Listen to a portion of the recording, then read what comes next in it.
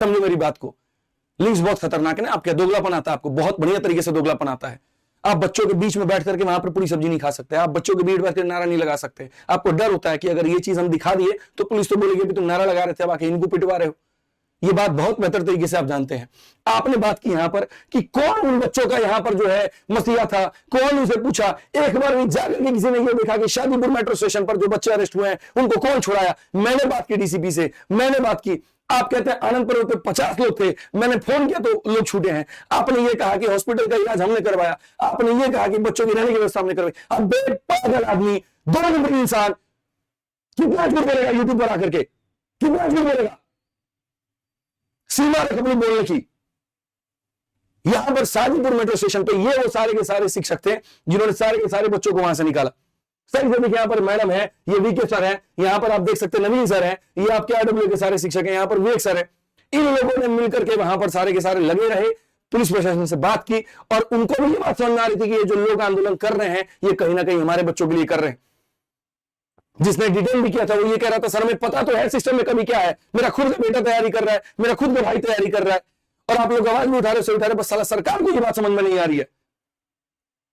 और वहां ये बोलते हैं हमने निकाल दिया। उसके बाद आनंद पर्वत की बात करते हैं। आनंद पर्वत ने इन्होंने इतनी गोलीबाजी दी कि 2 घंटे में नोएडा से उड़ करके दिल्ली आ गए और सबको इन्होंने छोड़ा लिया। आप छुड़ा रहे थे तो ये टीचर वहां झक मार रहे थे।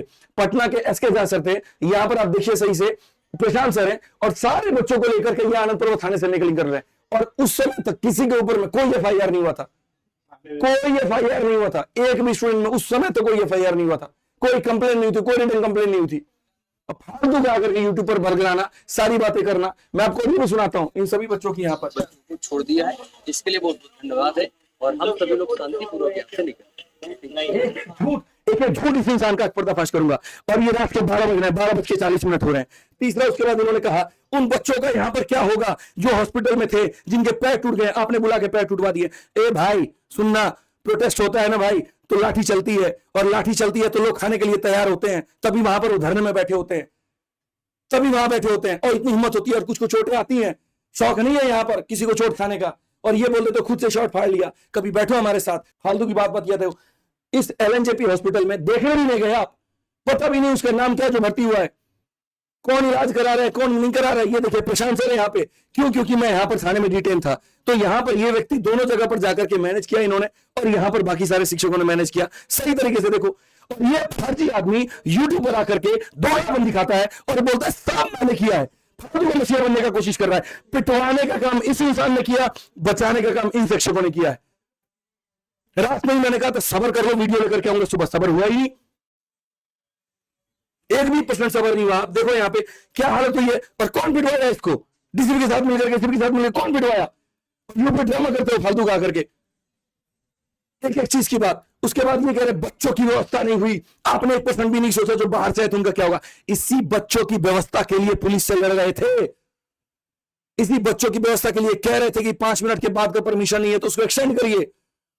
बच्चे यहां पर ये जो बाहर से आए थे ना, रहने की व्यवस्था नहीं थी, 4-4 हजार 5-5 हजार बच्चे थे वहां पर, कहां रहेंगे, कहां सोएंगे, कहां खाना खाएंगे। जब पुलिस वालों से कहा तो उन्होंने कहा जो शिक्षकों ने बुलाया उनकी जिम्मेदारी है, वो जाने वहां पे।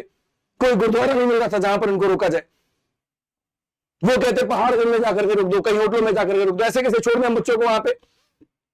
राजा सर थे, अमन वसी सर थे, सभी लोग थे, उस बात को लेकर के नेगोशिएट कर रहे थे। ब्लैंक पेपर पर लिख करके ये दिया कि इन बच्चों की रात की रुकने की जिम्मेदारी हमारी है।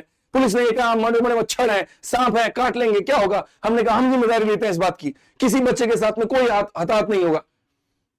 उसके बाद में इंसान मिलकर के लाठी चलवा देता है, सबको पिटवा देता है यहाँ पे, और ये बोलता है कि इसने होटल बुक किया लड़कों के लिए और लड़कियों के लिए। भाई ये होटल जो है, देखो ये सारी लड़कियां अलग अलग राज्य से आई हैं, रात में सारी की सारी परेशान थी। अमन वसीफ सर पहुंचते हैं वहां पे, राजा सर वहां पर पहुंचते हैं, बात करते हैं, हमारी इंसाफ की टीम वहां पर पहुंचती है, और उसके बाद में इनको मैं अपने घर पे लेकर के आता हूं, गाड़ी भेजता हूं, तुरंत वहां पे टीम जाती है, गाड़ी लेकर के आती है, खाना बनता है रात में 2 बजे के करीब में, बहन बनाती है मेरी खाना, जबकि उसका जन्मदिन था, और बना करके सबको यहां पर सारी लड़कियों को खाना खिलाया जाता है। सारे लड़कों को लेकर के हम लोग बांग्ला साहिब पहुंचते हैं, वहां की कमेटी से बात करते हैं, वहां पर रहने की खाने की व्यवस्था करते हैं। ये ओशियन गुरुकुल के 2 शिक्षक हैं, और ये उस समय रात के 3:23 पर वहां पर आते हैं। सुबह 5 बजे बांग्ला साहिब से आया मैं, एक एक बच्चे की अरेंजमेंट करके, कोई घर पहुंचा कि नहीं पहुंचा, वहां पर गाड़ी नहीं मिल रही थी 100 बच्चों के लिए, पुलिस वालों से बात करके उनके वाहन के माध्यम से अरेंजमेंट करा करके, ये आप देखो ये पुलिस की गाड़ी है, और पुलिस की गाड़ी में हमने यहाँ पर जो है अरेंजमेंट करवा करके थाने से तब इनको बांग्ला साहिब भेजा, वहां जाकर के 200 रुपए बेड के हिसाब से इनकी बेड बुकिंग की, खाना वहां पर अरेंजमेंट करवाया, और अभी भी सारे बच्चे अभी सामने लेकर के आऊंगा वीडियो में मैं आपके, और सामने ला करके अभी एक एक बात इनकी समझाऊंगा। अब मैं एक चीज आप लोगों को यहाँ दिखाता हूँ, काफी सारे लोग ये